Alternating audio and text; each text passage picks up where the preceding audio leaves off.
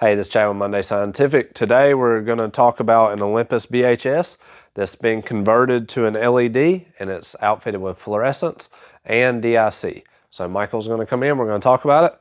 So we have a trinocular head on here. We have the high point eyepieces. So these are really nice eyepieces.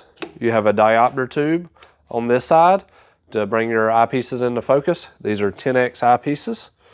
You have a trinocular port, so you can add a camera to this right here, and you can select the light path. You can send light to the eyepieces and the camera by going in the middle. All the way out goes all the light to the camera. All the way in, all the light to the eyepieces. So there is a thumb screw back here. Michael will show you. That's how to take the head off and on. Because we have DIC on this scope, we have an analyzer. This analyzer has two spots. It has an open spot and the analyzer. So right there, the analyzer's out. Right there, the analyzer's in. There's a click stop for each of them. Moves very nicely. This right here selects your fluorescent filter cubes. Very nice. We have a green, blue, and a bright field stop in this particular microscope.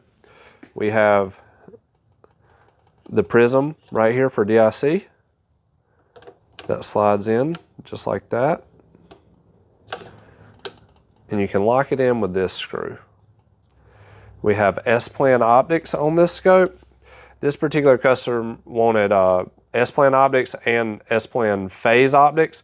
They're going to use their own condenser, but typically you would need a phase ring, or you do, not typically, you need a phase ring to match up the PL objectives or phase objectives. So that phase ring in the condenser would need to correspond to this objective. This is a standard S-plan 10, S-plan 40, S-plan 20, but they did want phase objectives, so they're going to use either, they're going to have phase prisms in their condenser, or they're going to have a phase contrast condenser. So not really sure how they're using that, but in this case we've set this up for DIC to test it, and then you would match them right here. So we're going to show you how to do that. We're going to lower the stage, and we're going to take the right-handed stage off. We're just showing you how to do this for reassembly purposes. Set that off to the side. If you want to take the nose piece out, it's this thumb screw right here, and then your nose piece slides out. We'll put it back in for the video. All right, now that that's out, this knob down over here, Mike's going to show you, lowers and raises the condenser. This knob, or need to go just a little bit further to get it out. This locks the condenser in. So you have a lever here that flips the top element in and out. And then if you want to show you the prisms inside, you use this screw right here,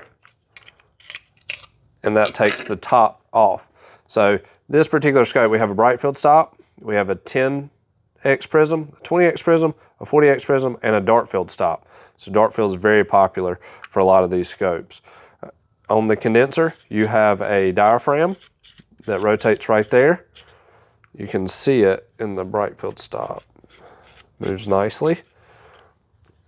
You have a polarizer, which is right here.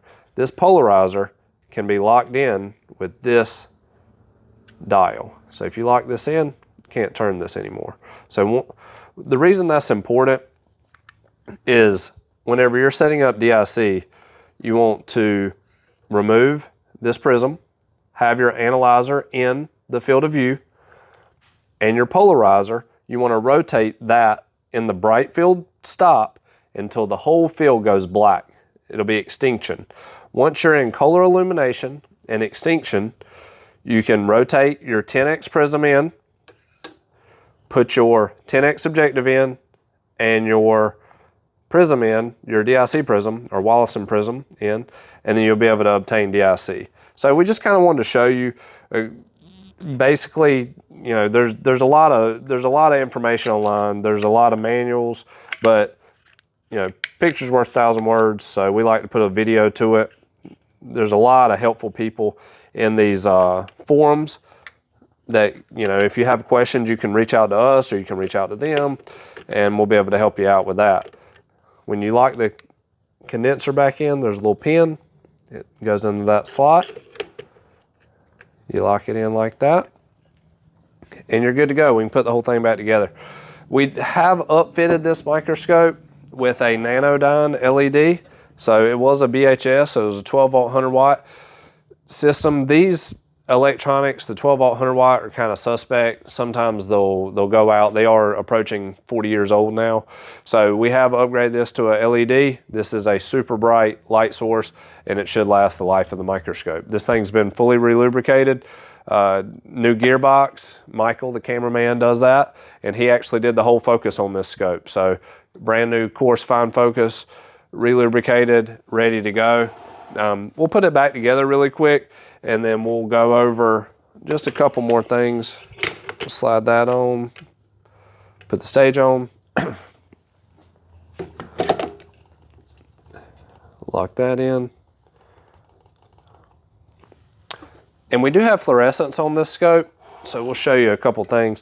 This is the shutter for the fluorescence. So if this is pulled, no light will come through. You'll need it to be in the open spot. You have collector lens here, and you have centering keys here. So we'll put the link to some manuals in the description of this video. We don't want to bore you to death with it, but it is plugged in. Mike, come in, let's show real quick on this. Whenever you're plugging this in for the first time, the mercury power supply, these keyways, see that fat notch? That fat notch goes to the top, and it'll go in there, and you rotate that and you can lock it in. If those key paths aren't in the right area, it won't, you won't be able to put it together. So that's basically it on this scope. If you have any questions on this scope or any other BHS or BH2, you can reach out to us at, I always forget it, MundayMicroscope.com, or you can find the scope on microscopemarketplace.com. You can give us a call at 919-775-5596. You can always email us at info@mundaymicroscope.com. That's Monday with a U. And if this video brought you value, please like and subscribe.